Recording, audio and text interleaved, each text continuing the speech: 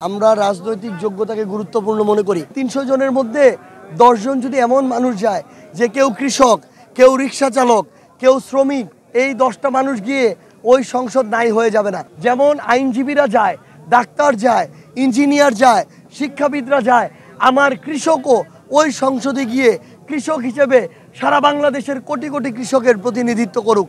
Bashundhara public school and college ২০২৬ শিক্ষাবর্ষে ভর্তি চলছে। থেকে কোনো শিক্ষাগত যোগ্যতা তো এখন পর্যন্ত বেঁধে দেয়নি, বরং আমরা রাজনৈতিক যোগ্যতাকে গুরুত্বপূর্ণ মনে করি। এতদিন বাংলাদেশে বিভিন্ন বড় বড় সো কল্ড পেশার মানুষজন গিয়ে সংসদকে তারা সৌন্দর্যমণ্ডিত করেছিল, কিন্তু আমরা কি দেখেছি, তারা তাদের জায়গা থেকে মানুষের প্রতি যে দরদ অনুভব করা, মানুষের জন্য কাজ করা, ন্যায় নিষ্ঠার সাথে কাজ করা, এই কাজগুলো করতে পারে নাই।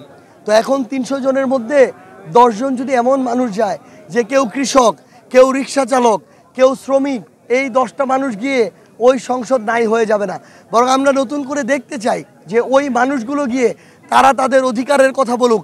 কারণ যারা এমপি হয়ে ওই সংসদে এতদিন ধরে গিয়েছে, আমরা আমাদের জায়গা থেকে দেখেছি যে তারা রিক্সাওয়ালাদের কষ্ট ভুলে গিয়েছে, কৃষকের কষ্ট ভুলে গিয়েছে, যারা অটো চালায় তাদের কষ্ট ভুলে গিয়েছে, যে ভাইরা আমাদের শ্রমিক তাদের কষ্ট ভুলে গিয়েছে। আমরা চাই যেমন আইনজীবীরা যায়, ডাক্তার যায়, ইঞ্জিনিয়ার যায়, শিক্ষাবিদরা যায়, আমার কৃষকও ওই সংসদে গিয়ে কৃষক হিসেবে সারা বাংলাদেশের কোটি কোটি কৃষকের প্রতিনিধিত্ব করুক। এবং আমরা মনে করি এর মধ্য দিয়ে সংসদ সমৃদ্ধ হবে, জনগণের যে চাওয়া পাওয়া সেগুলো আরও বেশি পূরণ হবে।